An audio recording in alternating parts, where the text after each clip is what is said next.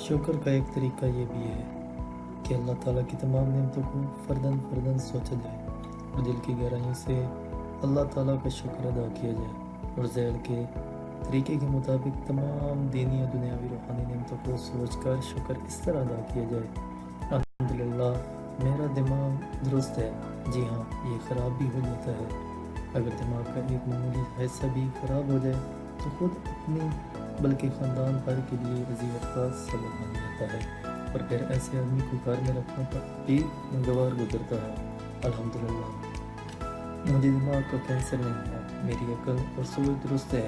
آنکھ بڑی نعمت ہے جس میں ہزاروں خودکار کیمرے نصب ہے جو دیکھنے میں کام آتے ہیں۔ الحمدللہ میری دونوں آنکھیں درست ہیں اور بصارت بھی درست ہے۔ یہ دونوں مستقل نعمتیں ہیں۔ میری زبان درست ہے اور میں جو کچھ بولنا چاہتا ہوں وہی الفاظ زبان سے ادا ہوتے ہیں۔ یہ بھی کتنی بڑی نعمت ہے۔ الحمدللہ اللہ پاک کا شکر ہے۔ الحمدللہ مجھے پورے جسم میں کوئی کینسر نہیں۔ الحمدللہ میرے ہاتھ پاؤں سلامت ہیں۔